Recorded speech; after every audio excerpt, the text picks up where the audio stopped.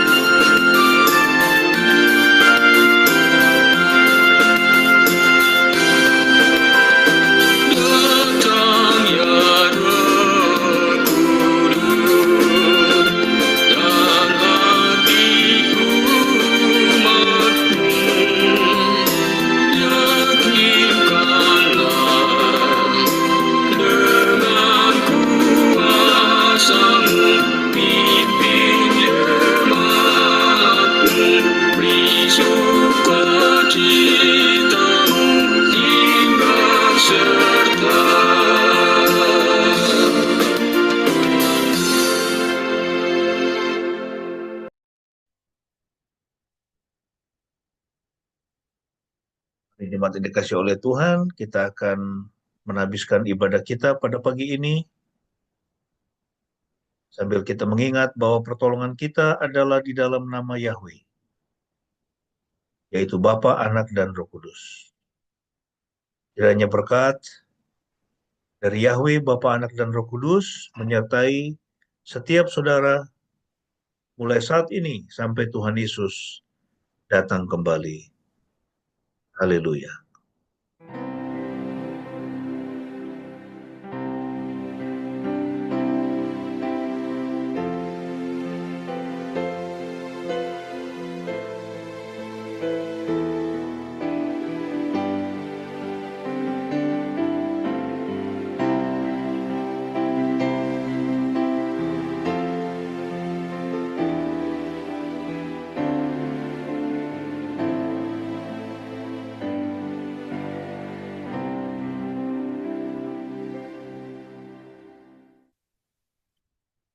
Haleluya, amin. Firman Tuhan yang melandasi ibadah kita pada pagi hari ini terambil dari Injil Matius pasal 21 ayat 5 dan ayat 9.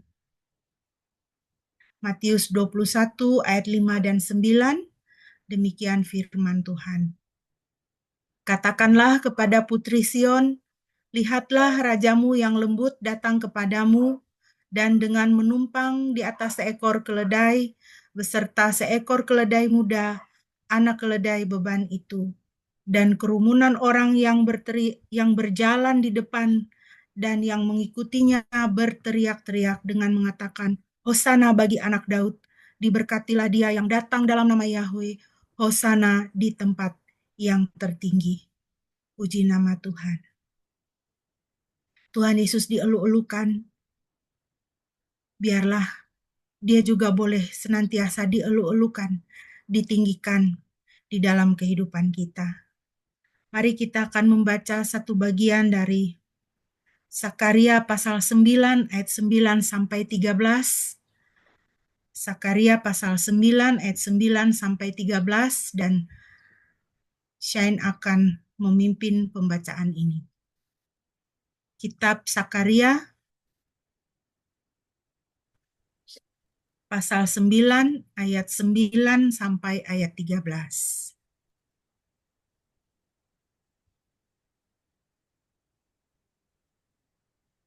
Bersukarialah dengan nyaring, hai putri Sion. Bersorak-sorailah, hai putri Yerusalem. Lihatlah, rajamu datang kepadamu.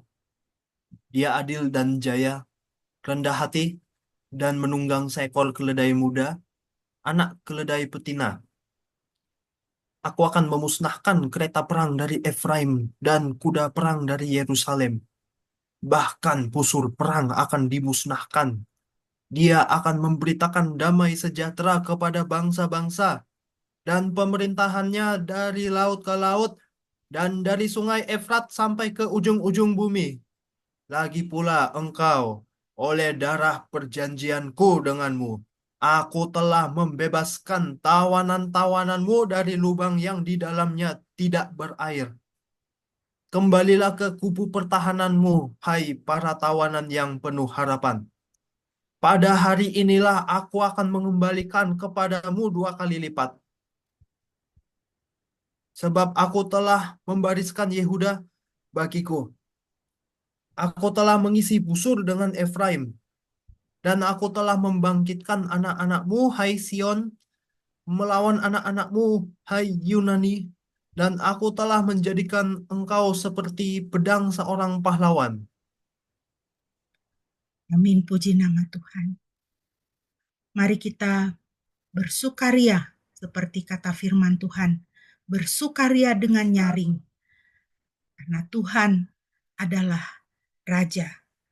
Mari kita memuliakan namanya. Kita naikkan pujian. Ya Tuhan, punyamulah kebesaran dan kejayaan. Dan setelah itu kita akan merenungkan firman Tuhan.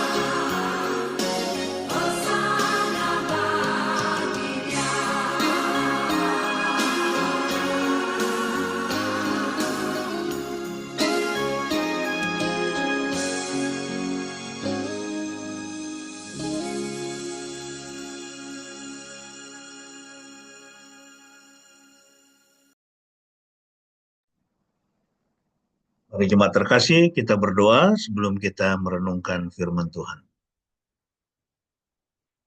Tuhan, kami kembali datang kepadamu. Kami siap untuk membaca dan merenungkan sebagian dari kebenaran firman-Mu. Urapilah setiap kami, urapilah hamba-Mu, agar kami mengerti firman Tuhan yang kami renungkan bersama. Dan memampukan kami untuk menerapkannya di dalam kehidupan kami masing-masing. Berfirmanlah, kami sedia mendengar. Dalam nama Tuhan Yesus kami berdoa dan menyerahkan waktu. Amin. Shalom semua, saudara yang dikasihi Tuhan. Selamat pagi, selamat hari Minggu.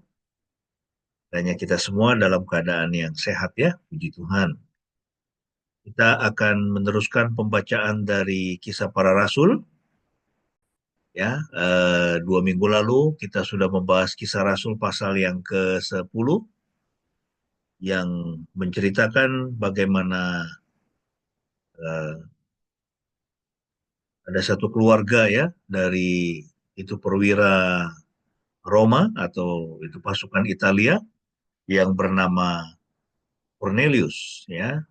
Bagaimana Tuhan menyelamatkan satu keluarga ini ya, tetapi untuk itu Tuhan harus merubah dulu pemikiran Petrus ya, sehingga Petrus ya dia bersedia untuk mengunjungi juga masuk ya ke dalam rumah Cornelius ya, juga mungkin itu makan ya bersama-sama dengan itu Cornelius ya. Nah, sementara itu adalah sesuatu yang haram ya bagi orang-orang Yahudi ya, mereka tidak boleh bergaul atau mereka masuk dengan uh, apalagi itu mereka makan ya di dalam rumah seorang kafir ya. Mereka dengan orang Samaria saja yang masih ada darah Yahudinya ya, walaupun blasteran saja ya, mereka tidak bergaul ya, apalagi ini dengan orang Italia ya, orang Roma ya, mereka tidak bergaul dan mereka menganggap itu adalah sesuatu yang najis ya untuk dilakukan ya. Nah, tetapi kita boleh belajar 2 minggu lalu bagaimana Tuhan berubah pemikiran Cornelius, maaf, itu pemikiran Petrus, ya, dengan memperlihatkan kepadanya ya dalam sebuah visi, ya, itu berbagai jenis binatang berkaki 4, ya, juga termasuk di situ binatang-binatang yang sangat diharamkan, ya, untuk dikonsumsi oleh orang-orang Israel, ya, dan Tuhan di situ berbicara kepadanya di ayat 13, ya, supaya dia bangun, menyembelih dan memakannya, ya. Dan Petrus dia mengatakan, ya Tuhan, aku tidak pernah makan sesuatu yang cemar atau najis. Aku tidak bisa melakukannya. Ya, tetapi Tuhan berbicara kepadanya, ya, dan Tuhan menyatakan apa yang Elohim nyatakan tahir, jangan engkau nyatakan cemar. Ya, nah, di sini kita juga bisa belajar bahwa Tuhan itu ada di atas hukum. Ya, dia memberikan hukum, bisa jadi itu sejangka waktu untuk dilakukan oleh umatnya, ya, tetapi dia bisa membatalkan itu. Ya, kita ingat ada satu perkataan dari Tuhan Yesus, ya, ketika dia dikecam oleh orang Farisi dan ahli Taurat, ya, mengenai hari Sabat, ya. Jadi Yesus dengan para murid itu melintasi ladang gandum ya pada hari Sabat, lalu kemudian karena lapar, murid-murid memetik gandum, lalu kemudian mereka memakannya pada hari Sabat, dan hal itu dikecam oleh orang Farisi dan ahli Taurat. Ya, tetapi Tuhan Yesus dia bilang apa? Dia mengatakan anak manusia, yaitu dia sendiri, yaitu Tuhan sendiri, adalah Tuhan atas hari Sabat. Ya, jadi Tuhan ya dia memberikan hukum Sabat, ya, tetapi dia ada di atas itu. Ya, dan dalam konteks ini, ya, kalau orang-orang Yahudi, mereka sebelumnya mereka tidak boleh bergaul ya dengan orang-orang eh, itu kafir ya atau para penyembah berhala, ya, lalu kemudian Tuhan merubah pemikiran Petrus dan Tuhan itu mengatakan kepadanya, tidak, aku menyatakan ini mereka ini itu tidak cemar, ya itu tidak najis. Jadi engkau tidak boleh menyatakan itu cemar atau najis. Ya, dan itu adalah sebuah penglihatan sampai 3 kali mengindikasikan bahwa ini adalah ya ini suatu pesan yang sangat kuat ya dari Tuhan. Ya, sehingga kemudian kita melihat bagaimana Petrus dia akhirnya dia pergi ya kemudian ke Kaisarea, lalu kemudian menemui Cornelius, lalu menjelaskan tentang Tuhan Yesus kepadanya, ya sehingga kemudian Cornelius itu dia bisa menjadi orang percaya. Ya, semua orang di dalam rumah Cornelius itu menjadi orang-orang yang diselamatkan, dan bukan hanya itu, ya bahwa mereka juga menerima Roh Kudus. Ya, ini kita bisa melihat ini ya bagaimana Roh Kudus itu turun ya atas orang-orang yang sudah dibaptis ya di rumah Cornelius. Nah ini. Oke, sekarang kita akan membahas itu pasal yang ke-11. Nah, di dalam pasal 11 kita melihat ya ketika Petrus itu melaporkan hal itu ya kepada jemaat, ya, maka mereka orang-orang dari golongan bersunat ya artinya mereka yang eh, mau ya terus itu tradisi Yahudi itu ya dengan semua hukum-hukumnya itu dipelihara, ya mereka mau itu tidak boleh dilanggar begitu. Ya, nah sehingga mereka mempermasalahkan itu kepada Petrus. Dan nanti kita akan melihat apa yang menjadi jawaban Petrus. Kita lihat, kita akan membaca Kisah Rasul 11 ayat 1 sampai dengan ayat yang ke-18. Ya, ini pembahasan kita pada pagi ini.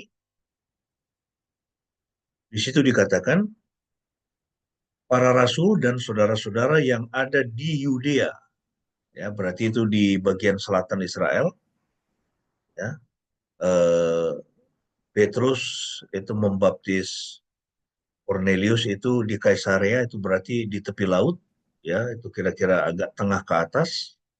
Ya, sementara ini Yudea, itu Yerusalem itu ada di Yudea ya, itu di bagian selatan ya dari tanah Israel.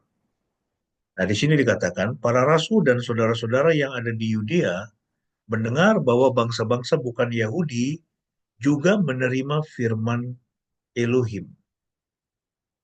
Ya, ini pertama kali ya kita dengar ini ya bangsa-bangsa bukan Yahudi menerima firman Elohim. Ketika Petrus tiba di Yerusalem, mereka yang dari golongan bersunat berselisih dengan dia ya, jadi ada dispute. Ya, ada perselisihan. Ya, mereka berpikir bahwa ini yang dilakukan oleh Petrus ini tidak benar. Ya, tidak sesuai dengan tradisinya mereka. Ya, kemudian mereka berkata, engkau telah pergi kepada orang-orang yang tidak bersunat dan makan bersama mereka. Ya, satu praktek yang tidak boleh dilakukan oleh orang-orang Yahudi. Maka Petrus menjelaskan kepada mereka secara terperinci dan berkata, aku sedang berada di kota Yope. Sementara berdoa dan dalam keadaan setengah sadar, aku melihat penglihatan. Sesuatu seperti sehelai kain lebar dengan keempat sudutnya diturunkan dari langit sampai ke depanku. Aku menatapnya, dan aku melihat binatang-binatang darat yang berkaki 4, binatang-binatang liar, dan binatang-binatang menjalar dan burung-burung di langit. Kemudian aku mendengar suara yang berkata kepadaku, Petrus, bangunlah, sembelilah dan makanlah. Namun aku berkata, tidak Tuhan, sebab semua yang cemar atau yang najis belum pernah masuk ke dalam mulutku. Namun suara dari langit untuk yang kedua kalinya berkata kepadaku, apa yang dinyatakan tahir oleh Elohim, janganlah engkau nyatakan cemar. Dan hal ini terjadi sampai 3 kali, kemudian semuanya ditarik ke langit. Seketika itu juga, 3 orang yang diutus dari Kaisarea kepadaku berdiri di depan rumah di mana aku berada. Roh berkata kepadaku agar aku pergi bersama mereka dengan tidak ragu-ragu.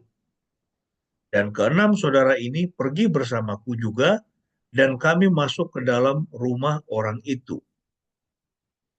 Lalu ia menceritakan kepada kami bagaimana ia telah melihat malaikat berdiri di rumahnya dan berkata kepadanya, utuslah orang-orang ke Yope dan jemputlah Simon yang disebut Petrus, yang akan memberitakan firman kepadamu, yang olehnya engkau dan seluruh isi rumahmu akan diselamatkan. Ya, ini satu pesan yang penting ya, yaitu malaikat Tuhan itu berkata ya di dalam penglihatan itu kepada Cornelius, ya utus orang, ya orang-orangmu ya itu ke Yope, jemput Simon yang disebut Petrus, ya dan dia akan memberitakan firman kepadamu, yang olehnya engkau dan seluruh isi rumahmu akan diselamatkan. Ya. Dan ketika aku mulai berbicara, turunlah Roh Kudus, ya, itu ke atas mereka, seperti dahulu ke atas kita. Aku teringat akan firman Tuhan yang mengatakan, Yohanes memang membaptis dengan air, tetapi kamu akan dibaptis dengan Roh Kudus. Oleh sebab itu, jika Elohim memberikan karunia yang sama kepada mereka, sebagaimana juga kepada kita yang percaya kepada Tuhan Yesus Kristus, maka siapakah aku sehingga aku sanggup mencegah Elohim? Ya, nah ini ya jawaban Petrus ini. Ya, kalau Elohim, ya kalau Tuhan sendiri memberikan karunia yang sama ya kepada mereka, ya kepada non-Yahudi, ya kepada Gentiles, ya sebagaimana juga kepada kita yang percaya kepada Tuhan Yesus, maka siapakah aku sehingga aku sanggup mencegah Elohim? Aku hanya manusia saja, kata Petrus. Nah, setelah mendengarkan hal-hal ini, mereka menjadi tenang dan memuliakan Elohim sambil berkata, jadi Elohim juga mengaruniakan kepada bangsa-bangsa bukan Yahudi pertobatan yang memimpin kepada kehidupan. Ya, nah jadi ini inti ya atau big idea dari teks yang baru kita baca itu. Ya, bagaimana itu Petrus menjelaskan ya, jadi ada dispute ya, ada itu perdebatan ya di dalam atau di tengah-tengah itu jemaat ya, khususnya orang-orang Yahudi, orang-orang percaya ya, orang-orang percaya ya dari latar belakang Yahudi dan yang bersunat ya, mereka sangat mementingkan sekali tradisi ya. Nah, tetapi di sini dari penjelasan Petrus ini mereka memahami ya, bahwa Tuhan itu mengaruniakan keselamatan itu bukan hanya kepada orang-orang Yahudi saja, ya, bukan hanya kepada orang-orang Israel saja, ya, tetapi kepada semua orang, ya, kepada semua bangsa, ya. Nah, jadi itu yang menjadi intisari dari teks yang kita baca ini. Nah, topik kita pada pagi ini, ya, adalah cara Tuhan merubah pemikiran kita, ya, cara Tuhan merubah pemikiran kita. Ya, bagaimana Tuhan merubah pemikiran Petrus. Kemudian setelah Petrus ya sebagai soko guru ya, sebagai pemimpin dari jemaat yang dipercaya oleh Tuhan Yesus ya untuk memimpin jemaat awal ya, lalu kemudian Tuhan juga merubah pemikiran ya jemaat awal ya, itu jemaat mula-mula khususnya dari kaum bersunat ya, mereka yang sangat-sangat ya mementingkan ya, sangat-sangat ketat ya, kita harus merubah tradisi ya, kita tidak boleh berubah ya, jadi kita harus apa yang dari dahulu seperti itu ya harus seperti itu gitu loh. Ya, nah tetapi di sini kita lihat bagaimana Tuhan merubah pemikiran mereka. Ya,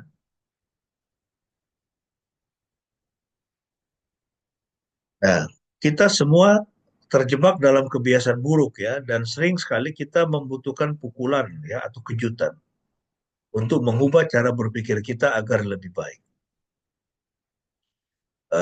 Ini kita ini semua ini ya itu pemikirannya, apalagi kita sudah ini semakin tua ya, itu sulit sekali untuk bisa berubah.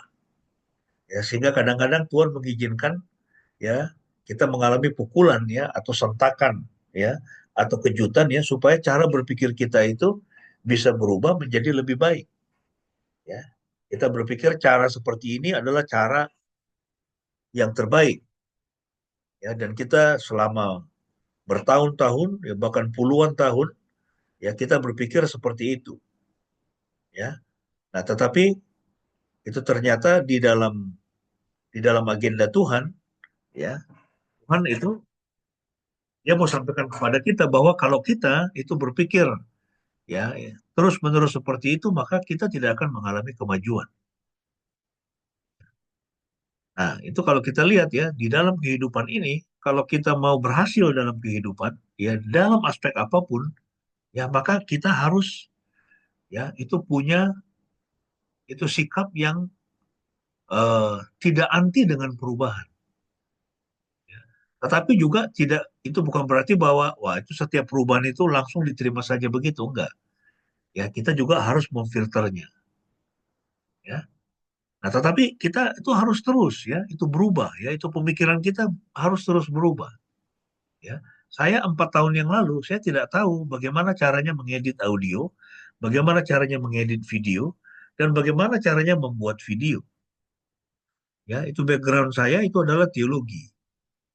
Ya, kalau menerjemahkan, mengedit buku, mencetak buku, ya sampai ratusan ribu eksemplar itu ya selama mungkin ada 25 tahun ya saya dengan ibu pendeta itu kami melakukannya. Itu skill saya. Kemudian itu melayani itu sebagai content manager untuk internet itu saya melakukannya.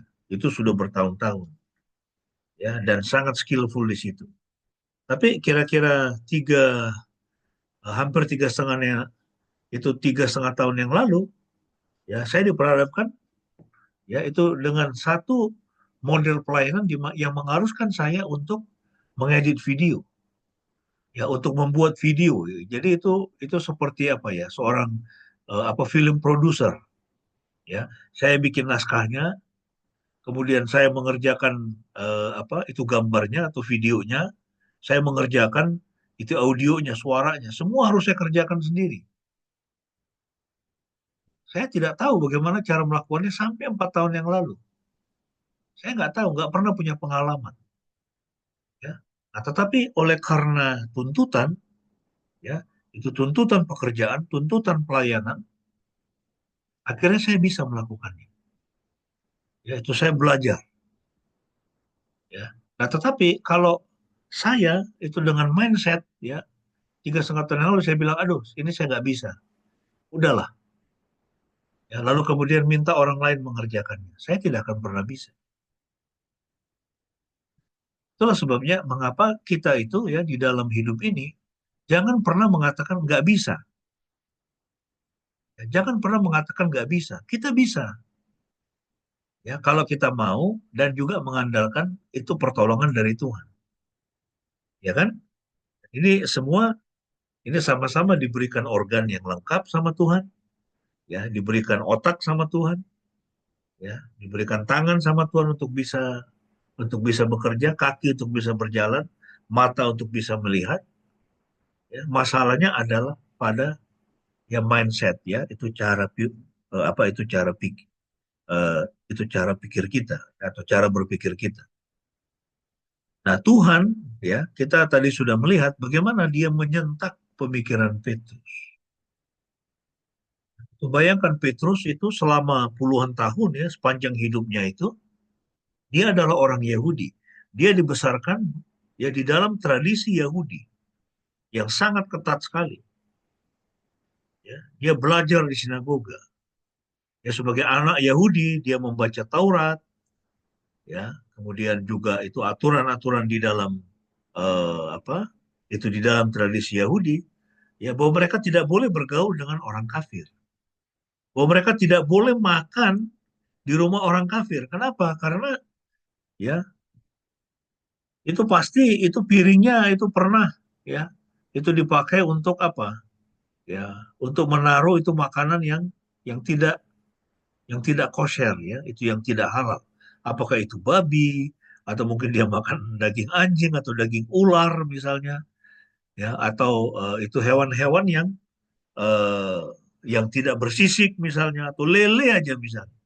Ya, orang Yahudi itu tidak makan lele. Ya, jadi kalau misalnya ada orang Yahudi Ortodoks datang ke rumah Anda, lalu Anda tawarkan itu makanan walaupun itu bukan lele misalnya kan, ya, tetapi dia tahu bahwa Anda itu adalah seorang non-Yahudi, ya, besar besar kemungkinan ya itu dia tidak mau itu makan menggunakan piring di rumah Anda. Karena dia tahu bahwa wah ini pasti ini pernah ada, ya, ini makanan haram ini, ya, ini di rumahnya ini, ya, atau yang pernah dipakai untuk ini piring ini pasti itu pernah dipakai untuk, ya, itu menaruh makanan yang haram, ya. Nah, jadi ada waktu-waktu Tuhan itu menyentak pemikiran kita sama seperti Tuhan menyentak pemikiran Petrus, ya, supaya dia siap ketika dia harus bertemu dengan Kornelius.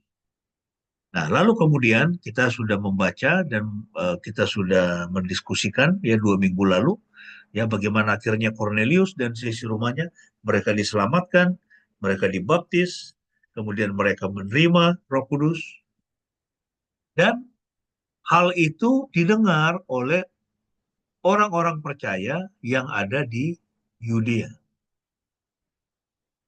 Mereka mendengar ya karena Petrus waktu itu dia datang membawa orang percaya dari latar belakang Yahudi yang lain. Kalau nggak salah ada 6 orang itu ya. Itu dibawa itu bersama-sama itu ke rumah itu Cornelius. Pastilah mereka menceritakan kepada jemaat yang ada di Yerusalem. Dan Anda bayangkan Petrus ini siapa? Dia ini adalah pemimpin. Ya, dia ini ketua sinodenya. Ya, kan? Dia ini ketua sinode loh ini. Ya, dari satu denominasi atau satu sekte atau satu organisasi. Ya, waktu itu mereka tidak disebut Kristen, ya, tetapi mereka adalah murid-murid Yesus. Itu pengikut sang jalan. Sehingga kemudian ketika mereka mendengarnya, mereka mengkonfrontir hal itu ya kepada Petrus. Kamu nih kok bisa-bisanya kamu, ingat ya, ini mereka belum disebut orang Kristen loh, dan mereka tidak disebut orang Kristen. Ya. Mereka masih sebagai orang Yahudi. Tetapi sekarang orang Yahudi yang berbeda dengan orang Yahudi kebanyakan, karena mereka adalah orang Yahudi yang percaya bahwa Mesias sudah datang, itulah Kristus. Ya. Orang Yahudi yang mengalami pembaruan di dalam pemikirannya dan juga pengalaman rohaninya, ya, sehingga kemudian nanti kita bisa lihat bagaimana mereka dianiaya itu kan, orang-orang orang-orang Yahudi ini ya, orang-orang apa ini murid-murid Kristus ini kemudian dianiaya. Kenapa? Karena mereka itu masih tetap beribadah di sinagoga. Ya. Tidak ada gereja seperti yang sekarang kita kenal itu adalah gereja, ini sinagoga. Enggak, waktu itu mereka beribadahnya juga di sinagoga. Mereka sama-sama membaca Taurat. Dan belum ada perjanjian baru. Nah, sehingga ya, yang terjadi kemudian ya ketika dia tiba di Yerusalem, orang-orang golongan bersunat berselisih dengannya dan berkata, "Kamu ini ya, kok bisa-bisanya? Engkau ini adalah pemimpin kita. Kenapa kamu kok mau ya itu masuk ke dalam rumah orang-orang yang tidak bersunat dan kamu makan bersama-sama dengan mereka?" Nah, jadi mereka menganggap bahwa Petrus itu dia sudah mencemarkan dirinya ya atau sudah menajiskan dirinya.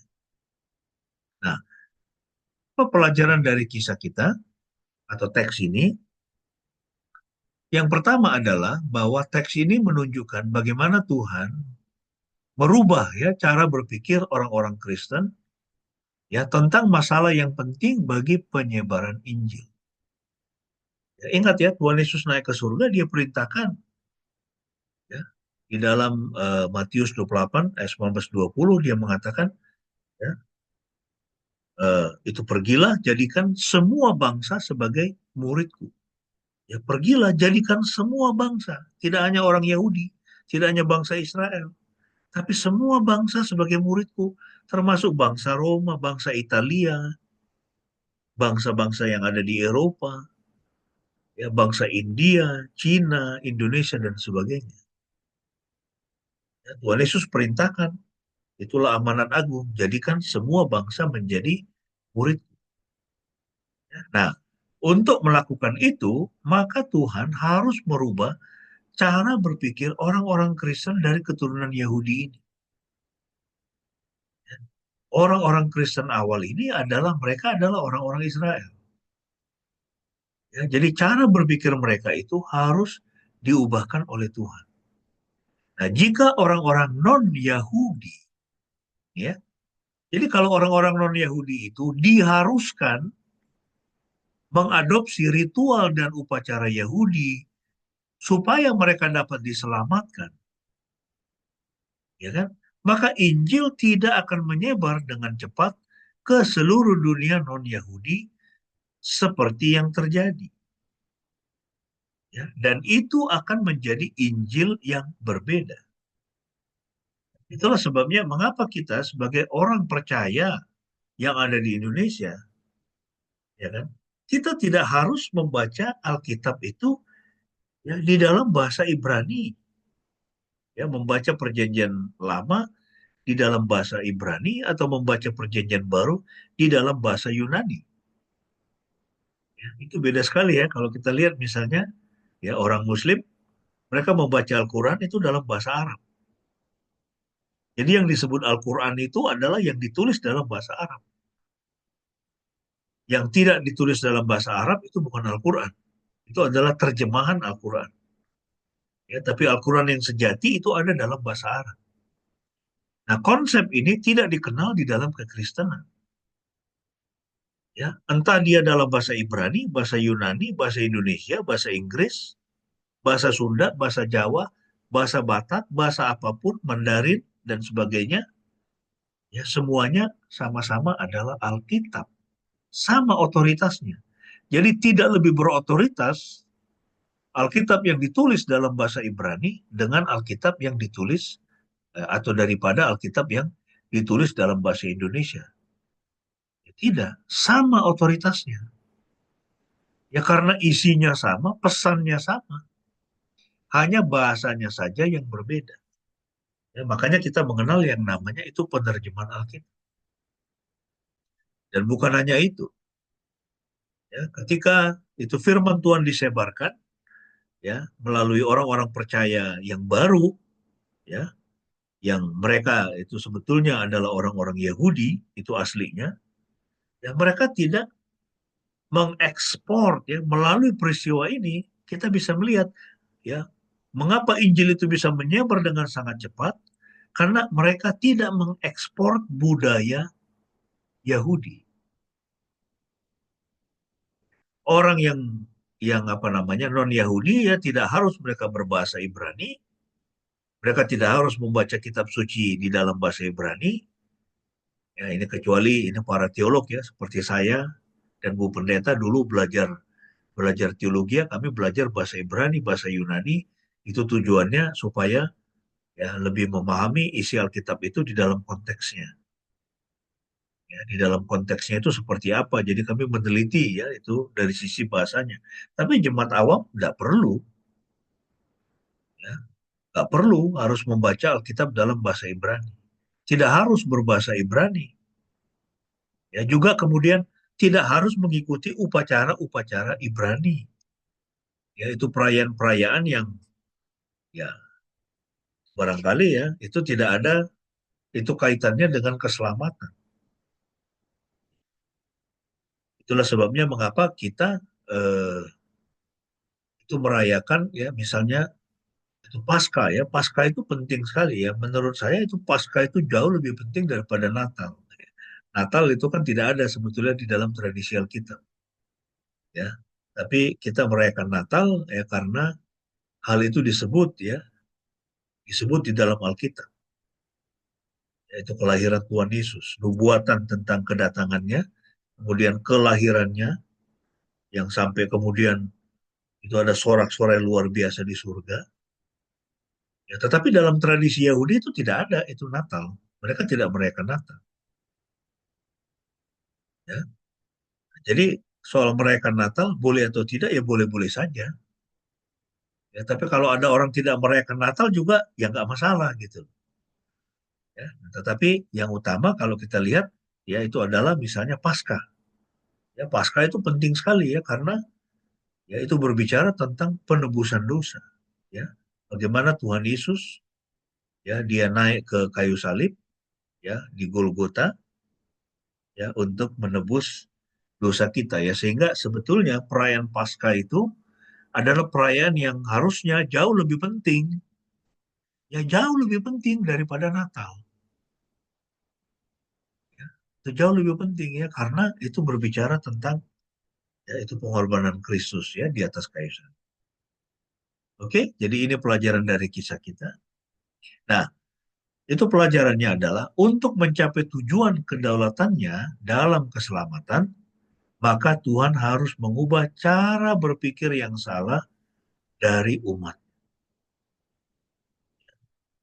Untuk supaya ya itu tujuan Tuhan ya bahwa dia berdaulat untuk menyelamatkan umatnya dan supaya keselamatan itu bisa ya disebarluaskan dan mencakup semua bangsa dengan cepat, dengan menyeluruh.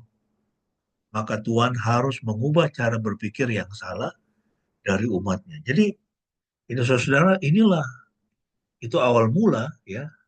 Ini kenapa kemudian kita lihat ya bahwa ketika Injil itu disebarkan ya dia tidak ya itu dibawa dengan budayanya Yahudi.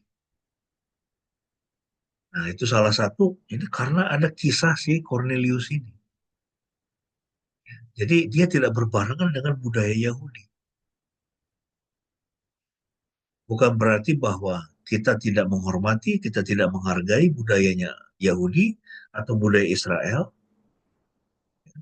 tetapi bahwa itu bukan sesuatu yang signifikan untuk keselamatan. Esensinya itu adalah bahwa orang harus datang kepada Kristus, ya, dia mengaku dosanya, memohon pengampunan dari Tuhan dan menerima Kristus sebagai Tuhan dan juru selamat pribadinya. Itu yang utama. Ya. Bukan menjalankan ya tradisi-tradisi dari agama Yahudi. Oke?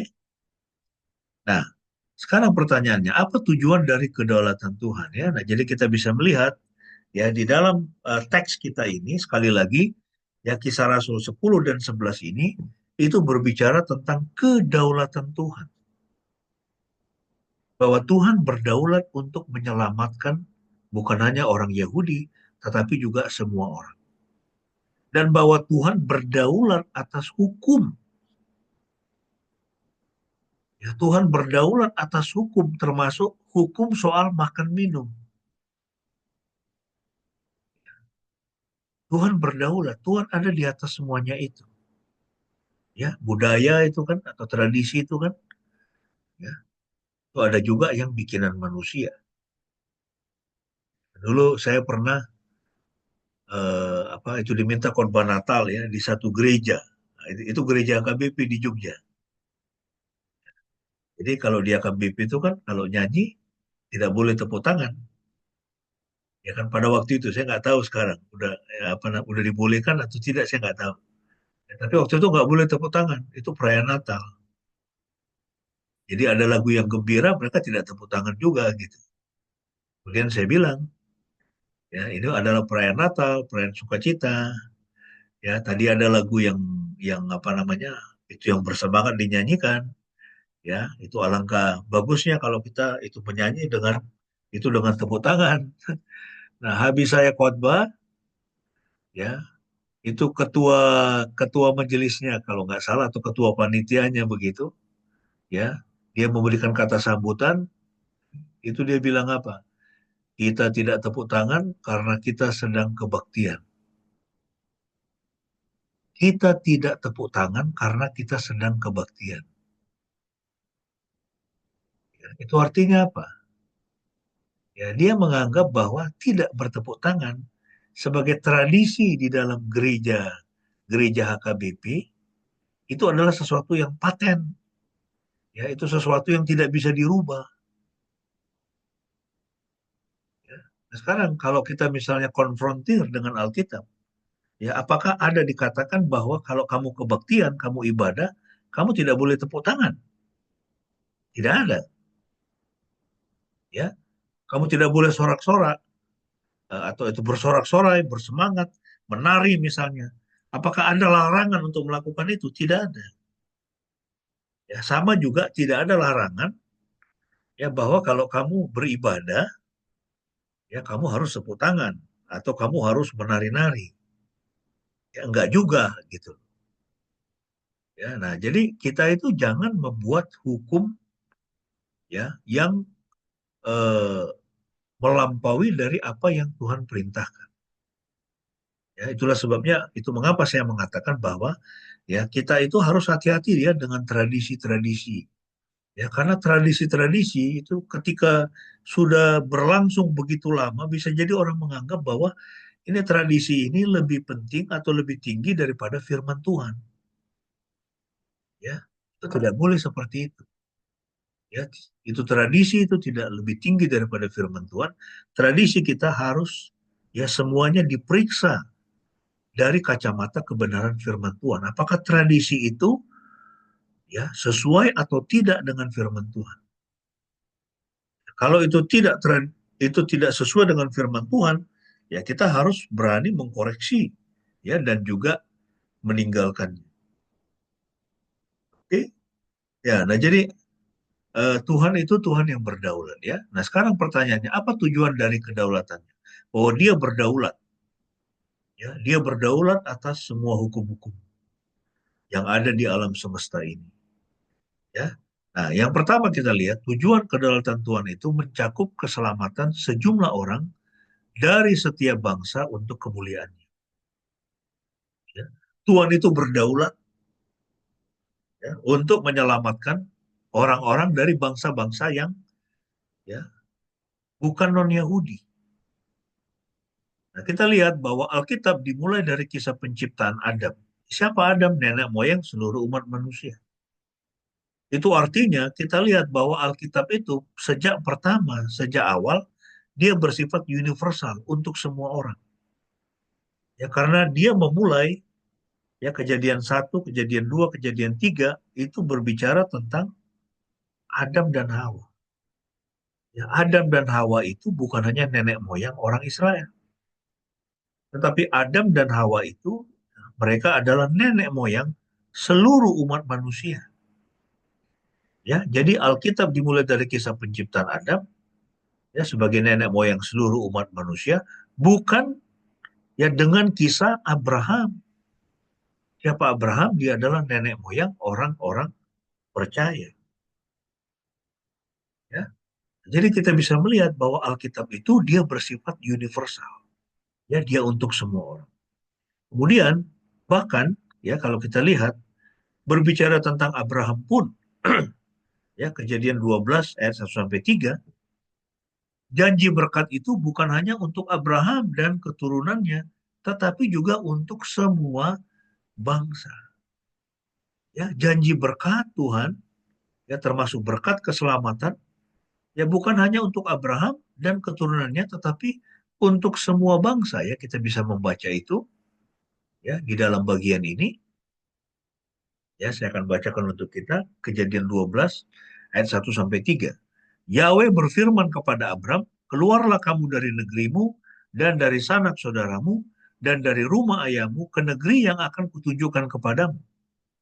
Aku akan membuat engkau menjadi suatu bangsa yang besar.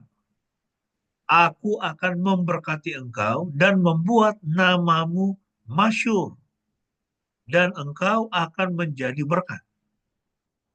Aku akan memberkati mereka yang memberkati engkau dan mengutuk mereka yang mengutuk engkau.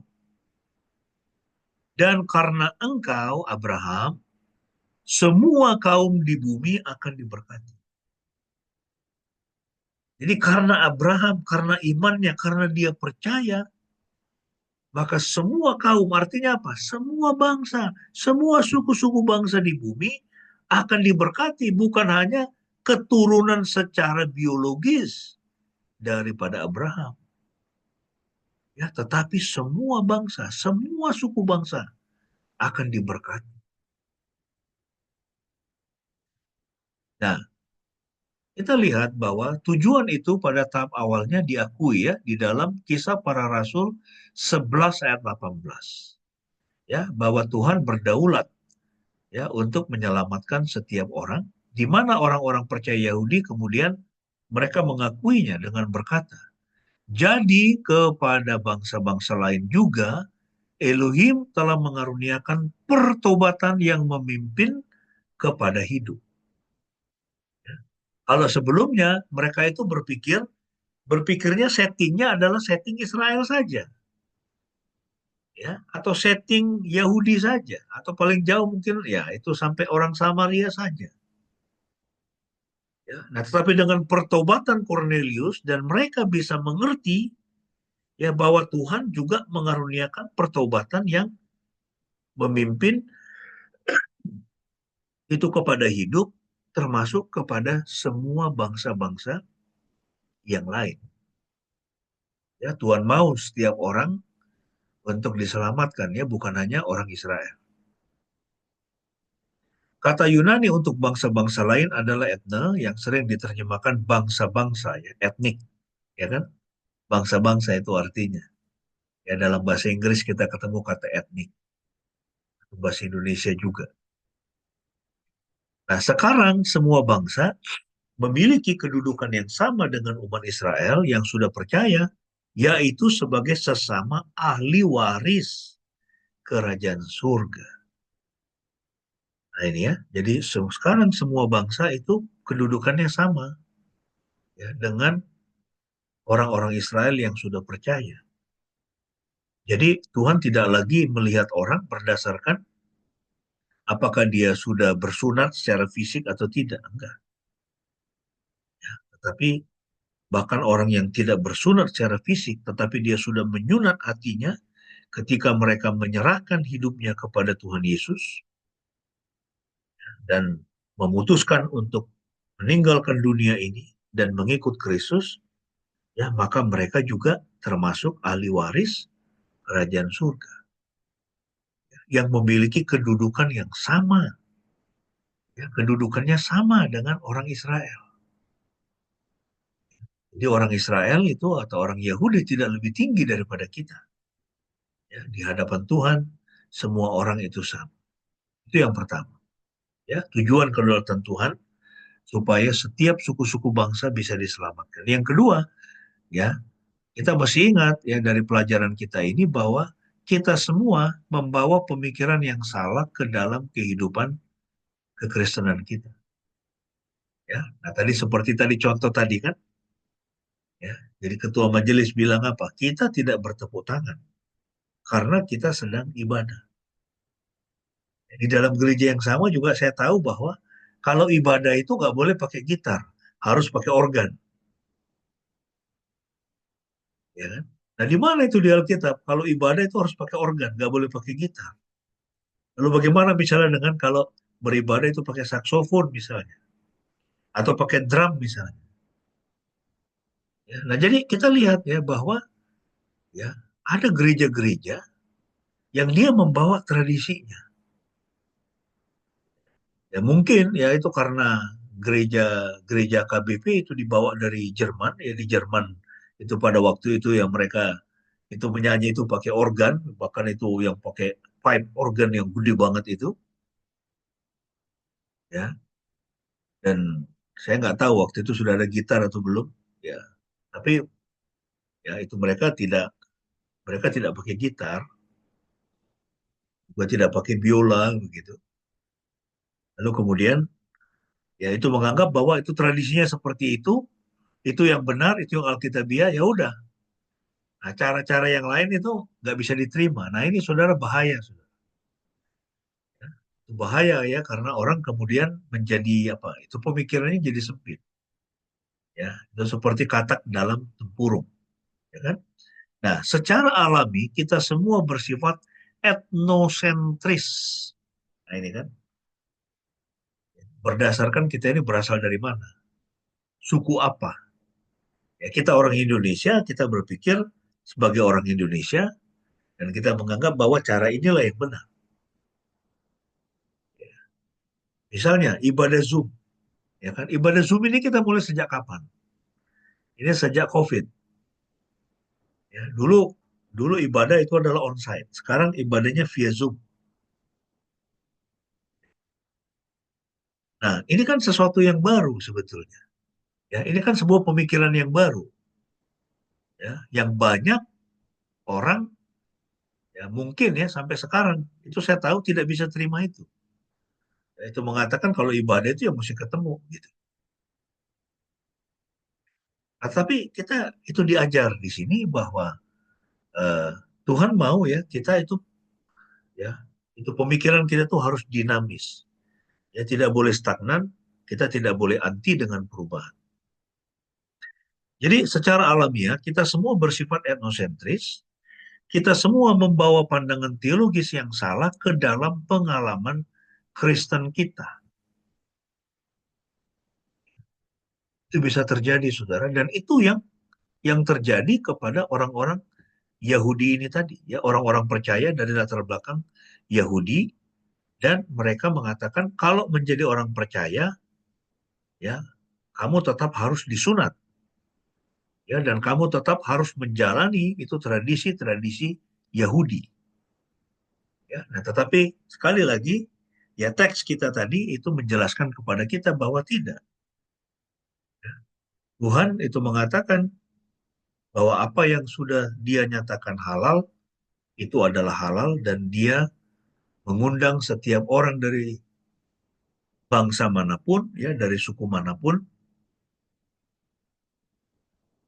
untuk mereka bisa diselamatkan. Nah, kita lihat ya di sini bahwa pemikiran salah kita itu mencakup apa? Yang pertama, menganggap bahwa tradisi manusia itu lebih penting daripada keselamatan. Ya, ini hati-hati ya sekali lagi ya. Kita harus bisa membedakan mana yang tradisi, mana yang ya itu konsep dari Alkitab. Ya. Nah, kalau tradisi selama dia tidak bertentangan dengan firman Tuhan, itu silakan ya itu dijalankan. Ya. Tuhan juga menghargai tradisi. Ya, itu masalah berpakaian misalnya. Ya. Kita tidak harus misalnya eh, ya ini karena kita orang Indonesia, lalu ibadah itu harus pakai itu pakaiannya orang orang Israel misalnya, atau misalnya kita eh, apa namanya itu kalau khotbah misalnya ya harus pakai jas misalnya, itu tradisinya orang-orang Barat. Boleh nggak khotbah misalnya itu pakai batik? Ya boleh-boleh saja. Yang penting itu sopan, ya kan? Nah, jadi ini yang pertama ya, pemikiran salah kita mencakup memandang bahwa tradisi manusia lebih penting daripada keselamatan. Ya tidak ya, keselamatan itu jauh lebih penting daripada tradisi manusia. Atau berpikir bahwa gereja itu harus terdiri dari orang-orang jenis saya. Makanya kalau Anda melihat ya, gereja-gereja suku itu sebetulnya itu paling banyak itu jemaatnya ya kan. Anda kalau mendirikan gereja suku, ya itu pasti yang satu suku dengan Anda itu, ya kan, itu mereka lebih senang masuk ke gereja yang sejenis. Ya, orang Indonesia, ya kalau misalnya di apa itu di Singapura atau misalnya di Inggris, ya ada orang mendirikan atau itu di California, ya itu gereja Indonesia, itu semua yang datang adalah orang Indonesia. Ya, jadi biasanya orang itu senang ya berkumpul dengan orang-orang yang sejenis dengan dia. Ya. Nah, itulah sebabnya mengapa gereja suku itu biasanya lebih banyak, ya, itu lebih banyak pengikutnya atau lebih banyak jemaatnya. Ya kan? Nah, lalu kemudian ini pemikiran salah kita mencakup bahwa Tuhan harus melakukan segala sesuatu dengan cara saya.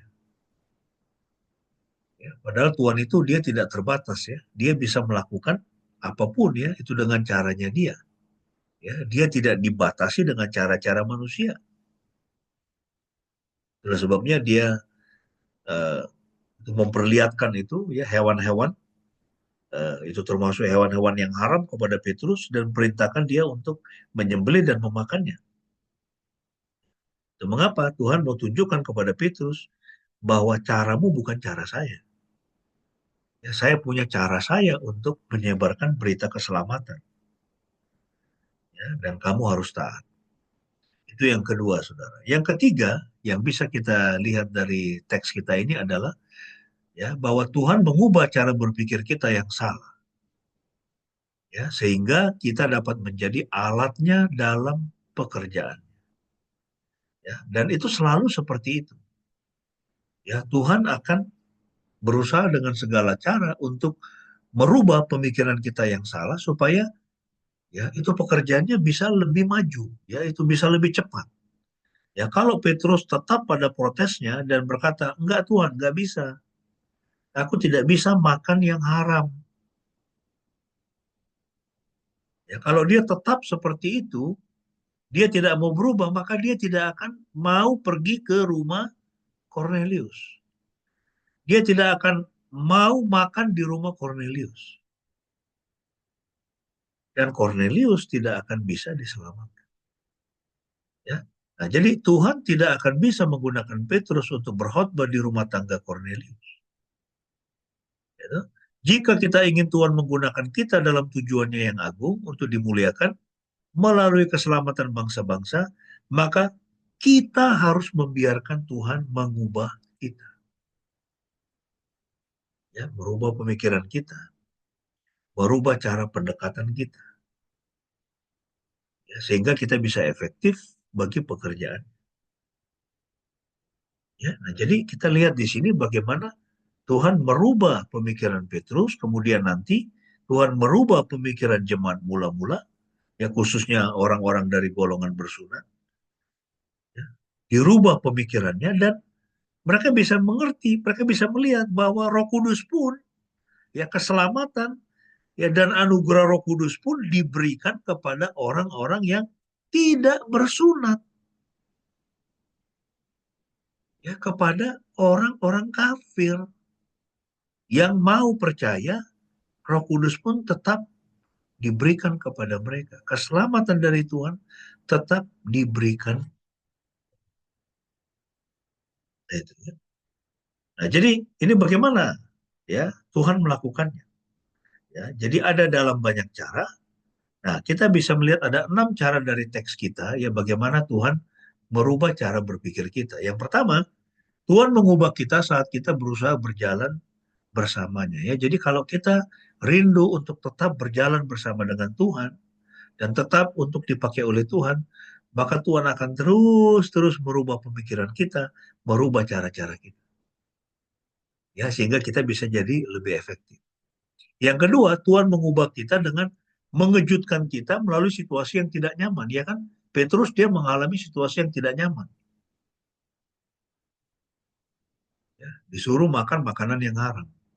Nah, saat yang sama ketika jemaat mula-mula di Yerusalem mendengar itu, orang tidak bersunat, kemudian mereka bilang, apa-apaan ini? Ya, ini ketua sinode kita kok seperti ini. Ya, lalu kemudian Petrus menjelaskan kepada mereka, mereka bisa memahami, ya, dan mereka lihat, ternyata Roh Kudus diberikan juga kepada orang-orang tidak bersunat asal mereka mau percaya. Nah, itu adalah situasi yang tidak nyaman untuk ya ini jemaat mula-mula ini ya khususnya Petrus dan juga orang-orang eh, itu percaya dari golongan yang apa bersunat. Ya, nah, tapi Tuhan pakai situasi tidak nyaman itu untuk apa? Untuk merubah pemikiran mereka. Ya, nah jadi kalau dalam hidup kita, kita mengalami ya masa-masa atau situasi yang tidak nyaman, ya jangan cepat-cepat berkeluh kesah. Aduh, ini apalagi nih Tuhan kok saya mengalami seperti ini. Dulu saya pertama kali seperti tadi itu di awal saya menjelaskan, ya 3,5 tahun lalu ketika saya tahu, aduh ini kerjaannya adalah ya ini mengedit video, mengedit audio, saya bilang gila, ini gue ini latar belakangku ini adalah teolog. Jadi saya belajar itu belajar pemikiran, belajarnya itu dengan apa? Itu dengan otak. Saya kerjanya dengan ya otak ya itu dia lebih bersifat apa ya? Itu seperti hal-hal yang bersifat teologis atau filsafat. Tapi sekarang saya harus berhadapan dengan ini satu pekerjaan yang melibatkan apa? Art, seni, itu kan seni itu. Nah, tetapi ya karena kita membiasakan diri ya untuk menerima perubahan, kemudian mengelola, ya mau mengelola perubahan, ya makanya kita bisa mengalami perubahan. Ya, kita bisa mempelajari skill-skill yang baru. Yang ketiga, Tuhan mengubah kita dengan mengulang pelajaran itu hingga kita memahaminya. Ya, jadi kalau masih belum apa namanya masuk juga, ya itu di dalam pemikiran seseorang masih belum berubah juga dia, maka apa yang Tuhan lakukan? Ya, dia mengulang lagi pelajaran itu, diulang lagi. Ya, mungkin juga termasuk merasakan sakitnya, sehingga orang bisa memahaminya dan berubah. Ya, kemudian yang keempat, Tuhan mengubah kita dengan menyentuh pikiran kita dengan firman kebenaran. Ya, makanya tadi saya mengatakan bahwa semua tradisi-tradisi manusia itu harus diperiksa dari kebenaran firman Tuhan. Jadi ketika Anda mendengarkan sesuatu yang baru, jangan langsung bilang mengatakan, oh this is full of error. Ini adalah kesalahan. Ya, tunggu dulu, kamu sudah, ya have you done your homework? Ini ada teman saya orang India itu yang kasih komen itu di bawah. Saya tidak tanggapi. Saya bilang, aduh ini kenapa lagi dia ini? Waktu saya memposting itu apa yang hari Selasa lalu itu kan ada apa Zuminar ya, itu Messianic Jews. Kemudian dia kasih komen di bawah, this is full of Messianic Jews is full of error. Kemudian itu saya pelajari video-video dari Rabbi Joseph Sulam. Saya bilang, apanya yang full of error? Pengajarannya sangat alkitabiah sekali. Messianic Jews yang mana yang kamu maksudkan? Ya kan? Nah, jadi kita ini jangan prejudice ya. Kita jangan cepat-cepat menghakimi. Kalau kita tidak cukup mengerti, ya, kita berdiam diri dan you have to do your homework. Ya, itu kerjakan PR-mu. Studi, lakukan riset. Ya. Dulu ketika apa namanya, itu ada perdebatan soal itu nama Yahweh. Berapa banyak itu gereja yang mengecam. Saya ingat dulu waktu ILT itu mengadakan pertemuan, lalu teolog-teolog se-Yogyakarta dikumpulkan. Waktu itu di Gereja Irin, ada mungkin sekitar 60 orang. Ada satu dosen di satu sekolah teologi yang ngamuk-ngamuk dia. Sampai di luar pun dia marah-marahnya. Pokoknya dia mengecam sekali. Tentu saya nggak mengerti apa ini. Tapi itu adalah saat-saat di mana saya mengajar bahasa Ibrani selama 10 tahun dan saya melakukan riset. Saya, itu saya tidak katakan, itu saya ya itu tidak mengatakan bahwa itu semua yang dilakukan ILT itu benar. Ada juga miss-nya.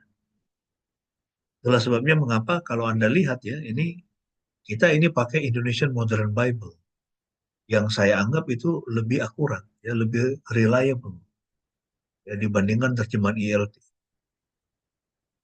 Ya, karena ILT itu memaksakan kata Yahweh harus masuk di perjanjian baru yang sebetulnya dalam teks aslinya itu nggak ada. Tidak ada dalam teks aslinya, tapi itu dipaksakan harus masuk. Nah, jadi kita harus apa? eh, Menguji ya itu segala sesuatu dengan firman kebenaran. Jangan cepat-cepat menghakimi, jangan cepat mengatakan oh ini salah. Ya kalau Anda belum melakukan your homework ya studi Anda benar-benar jangan langsung mengatakan oh ini sesat, oh ini benar. Ya, semua harus kita uji dengan kebenaran firman Tuhan. Tuhan mengubah kita dengan membuat kita melihat bahwa Dia berdaulat dan kita tidak. Ya, melalui kisah ini, apa yang terjadi pada Cornelius, yang terjadi kepada Petrus, ya, dan yang terjadi pada jemaat mula-mula, yang terjadi pada golongan kaum bersunat, ya, Tuhan mau nyatakan kepada mereka bahwa Tuhan itu Dia berdaulat. Ya, Dia berdaulat atas hukum. Ya. Dia mengatakan, apa yang aku nyatakan halal, itu halal. Jangan kau bilang itu najis. Ya, jangan kau katakan itu haram. Kalau saya sudah menyatakan itu halal, ya halal. Atau misalnya firman Tuhan yang mengatakan bahwa kebenaran atau keselamatan itu bukan soal makan minum, ya, tetapi soal, ya, iman, ya, soal kebenaran, ya, soal iman kepada Kristus. Nah, jadi jangan kemudian orang mengatakan, oh, kalau makan apa itu B2 misalnya, itu berarti kamu nggak selamat, ya, karena kamu sudah itu memasukkan yang haram, ya, ke dalam itu badan. Nah, kita mengatakan keselamatan bukan soal makan atau minum. Ya, nah, jadi Tuhan itu Dia berdaulat, ya, dan kita tidak. Itu yang Dia mau sampaikan dari teks kita. Tuhan mengubah kita sehingga Dia dapat menggunakan kita dengan cara yang lebih besar untuk memenuhi tujuan kedaulatannya dalam menyelamatkan yang terhilang. Ya, jadi Tuhan merubah Petrus, Tuhan merubah jemaat mula-mula, sehingga kemudian Injil bisa tersebar dengan lebih cepat. Anda bisa bayangkan, ya, kalau Petrus dan jemaat mula-mula itu menyebarkan Injil, kemudian itu mereka bilang kepada Gentile, ya, orang-orang itu kafir, ya, yang atau non Yahudi, kamu kalau mau itu jadi apa? Itu orang percaya atau mengikut Yesus, maka kamu harus baca Alkitab dalam bahasa Ibrani. Ya, kamu kalau itu berdoa itu harus pakai jubah seperti orang Ibrani. Atau kamu harus wajib, ya, itu merayakan hari-hari besar, ya, itu orang-orang Ibrani misalnya. Atau kamu harus disunat. Bayangkan, ya, kalau kemudian ini para para rasul dan juga jemaat mula-mula mereka menyebarkan Injil dengan cara seperti itu, apa yang akan terjadi? Ya, akan sangat lambat sekali, ya, itu keselamatan, ya, atau itu pertobatan dari bangsa-bangsa non Yahudi itu yang dapat terjadi. Nah, itulah sebabnya mengapa Tuhan mengubah, ya, itu mereka sehingga mereka dapat dipakai dengan cara yang lebih besar, lebih luas. Nah, sebagai kesimpulan, ya, ini penutup dari kebenaran firman Tuhan yang kita renungkan, bahwa Tuhan itu punya tujuan, ya. Jadi tujuan Tuhan adalah untuk dimuliakan saat umatnya menjangkau mereka dari setiap kelompok masyarakat dengan kabar baik tentang kasih karunia-Nya yang menyelamatkan. Ya, ingat, ya, Tuhan rindu semua orang bisa diselamatkan. Ya, itulah sebabnya mengapa eh, di dalam, ya, itu di dalam pelayanan kita ke gereja, ya, hati-hati dengan tradisi, karena tradisi itu justru bisa menghalangi orang untuk datang kepada Tuhan. Jika pemikiran Anda tidak sejalan dengan tujuan Tuhan, ya, berdoalah agar Tuhan akan menggunakan pesan ini untuk, ya, memukul, ya, atau menemplak, ya, itu kepala Anda. Ya, supaya kita mau berubah. Ya, ini seperti Tuhan merubah Petrus, merubah jemaat mula-mula, merubah golongan kaum yang bersunat, ya, demi kemuliaannya, demi penyebaran Injilnya. Maka Tuhan juga, ya, Dia mau merubah setiap kita, ya, menjadi pribadi yang lebih baik, ya, pribadi yang lebih efektif, ya, untuk menyelamatkan jiwa-jiwa yang terhilang. Kiranya kebenaran firman ini bisa kita aplikasikan, ya, bukan hanya dalam arah pelayanan, penginjilan, ya, bukan hanya dalam hal-hal yang bersifat spiritual, ya, tetapi juga di dalam kehidupan kita sehari-hari, ya, di dalam pekerjaan kita sehari-hari, ya. Jadi nggak boleh lagi bilang misalnya, oh, kalau saya naik mobil, ya itu nggak bisa saya tutup mata saya gitu misalnya ya. Ah, itu ada yang seperti itu kan di sini kan. Nah itu jangan ya itu jangan pernah mengatakan nggak bisa ya dalam hal apapun ya karena Tuhan memberikan kepada kita kapasitas ya atau kemampuan untuk berubah ya. Nah jadi kita harus itu familiarize ourselves ya itu dengan perubahan. Mengapa? Karena perubahan itu selalu terjadi. Ya. Ada itu yang mengatakan di sini ya, oh saya tuh nggak bisa makan ikan, amis. Nah, jadi ketika kita mengatakan nggak bisa, ya kita ini langsung ini ya, sel-sel kita itu ya, itu membatasi itu pekerjaan Tuhan. Ya kita nggak boleh seperti itu. Ya harus terbuka dengan perubahan, ya, dan kita harus mengatakan dengan pertolongan dari Tuhan, dengan kuasa Tuhan, saya sanggup melakukannya. Ya seperti firman Tuhan yang mengatakan, kalau nggak salah Filipi berapa itu? Filipi 4 ayat 13 ya. Eh, apa namanya? Kita tahu bahwa kita sanggup melakukan segala sesuatu melalui kekuatan yang diberikan oleh Tuhan kepada kita. Amin. Kiranya firman ini memberkati kita semua. Saya serahkan kepada Ibu Pendeta, bisa memimpin kita dalam doa. Mari kita bersatu hati, kita menghadap Tuhan di dalam doa. Bapa Surgawi, pada pagi hari ini kami datang menghadap hadirat-Mu ya Bapa. Kami mengucap syukur dan kami menyembah-Mu ya Tuhan. Meninggikan Engkau ya Tuhan, karena Engkau sangat baik ya Bapa. Kami mengucap syukur dan berterima kasih untuk semua kebaikan Tuhan yang sudah kami terima dalam 1 minggu yang lalu, dan semua kebaikan Tuhan yang Tuhan sudah sediakan untuk kami di hari-hari yang akan datang. Terima kasih Bapa. Kami mengucap syukur untuk kebenaran firman Tuhan yang boleh kami renungkan pada pagi hari ini. Terima kasih Bapa. Kami diingatkan supaya kami semakin membuka diri, membuka hati, membuka hidup kami kepada Tuhan. Mengizinkan Tuhan untuk berperkara di dalam kehidupan kami. Mengubahkan kami ya Tuhan. Bapa, tolonglah kami supaya kami bisa membuang segala sesuatu yang kami pegang sebagai gaya hidup yang salah, sebagai pikiran-pikiran yang salah, yang tidak berkenan di hadapan-Mu, sebagai cara-cara perilaku kami yang salah yang tidak berkenan di hadapan-Mu. Tolong kami Bapa, supaya semua itu boleh dibuang dari dalam kehidupan kami. Biarlah Roh Kudus-Mu bekerja dengan seluas-luasnya dalam hidup kami Bapa,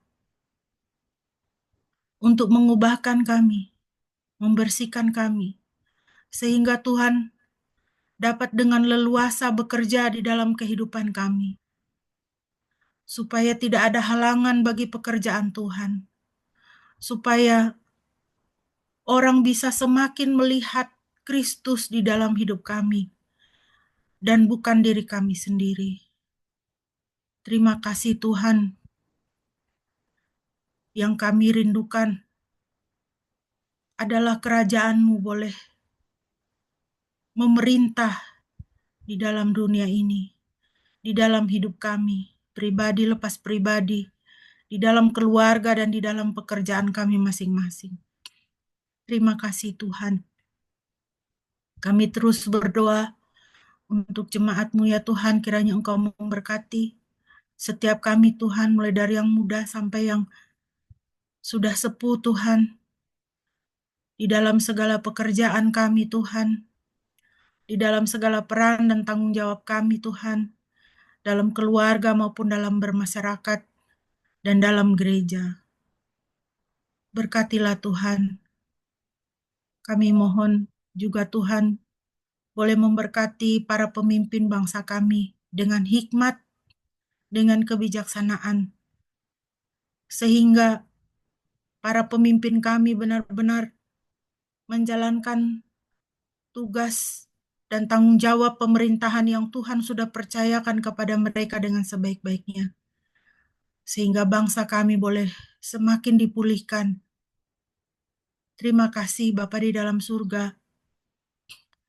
Kami juga berdoa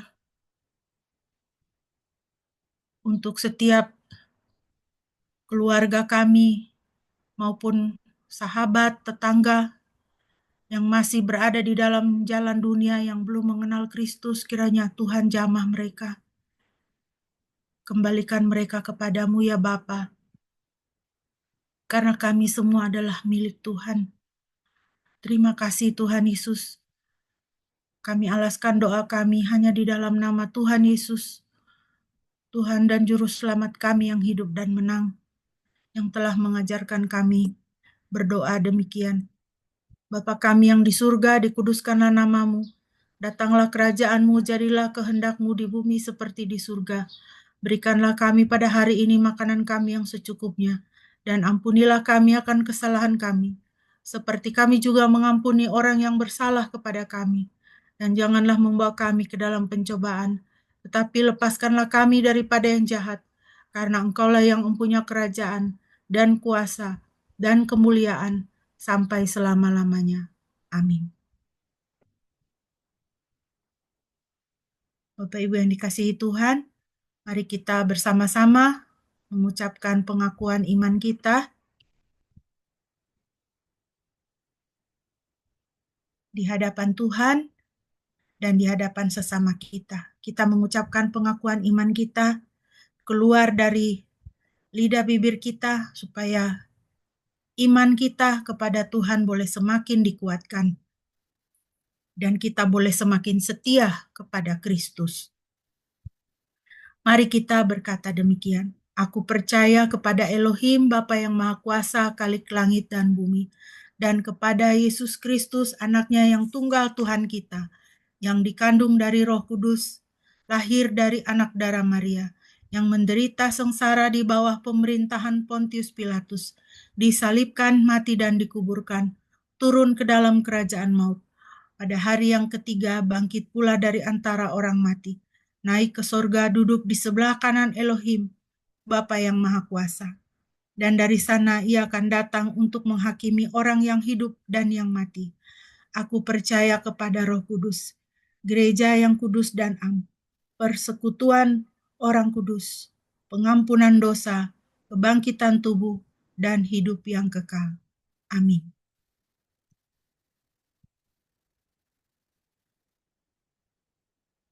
Kekasih-kekasih Tuhan, kita akan mengakhiri ibadah kita pada pagi hari ini. Sebelum doa penutup dan kita menerima berkat Tuhan yang akan disampaikan oleh Bapak Gembala, kita menaikkan pujian dari Kidung Jemaat 402, Ku Perlukan Juru Selamat.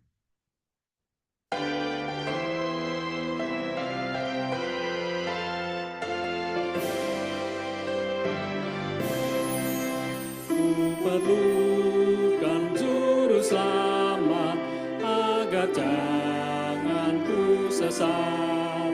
Selalu harus ku rasakan bahwa Tuhan ku dekat. Maka jiwaku tenang, takkan takut dan enggan bila Tuhan ku membimbing ku di malam pun tenang. Ku perlukan juru selamat karena imanku lemah. Hiburannya menguatkan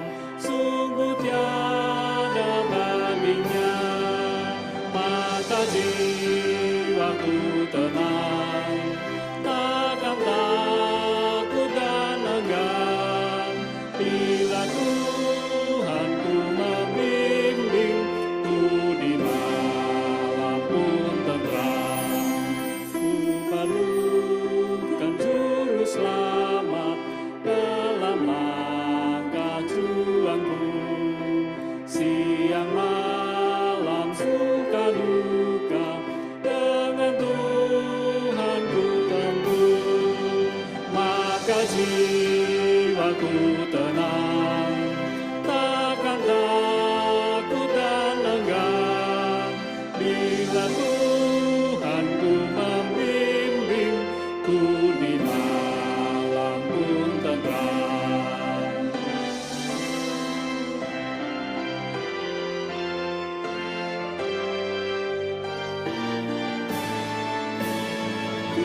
Perlukan juru selamat agar ku dibimbingnya, melintasi arus Yordan ke negeri bahagia.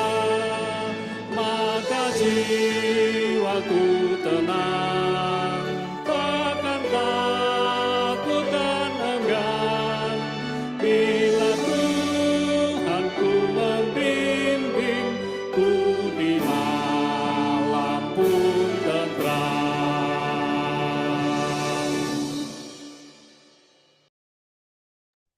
Mari jemaat yang dikasihi oleh Tuhan, kita akan menerima berkat Tuhan.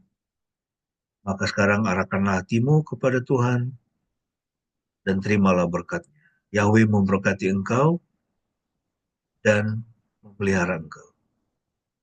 Yahweh membuat wajahnya bersinar atasmu dan memberi engkau anugerah. Yahweh mengarahkan wajahnya kepadamu dan memberi engkau damai sejahtera. Pujilah Halik semesta.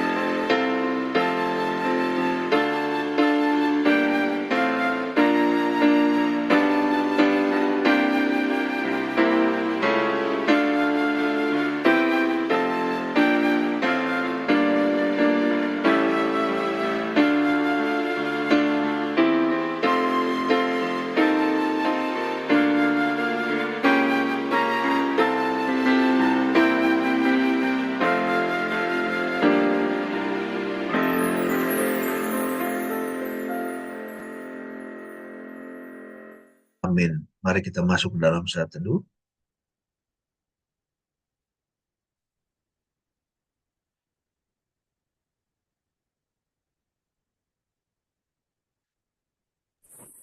Amin. Tuhan Yesus memberkati kita semua. Selamat hari Minggu.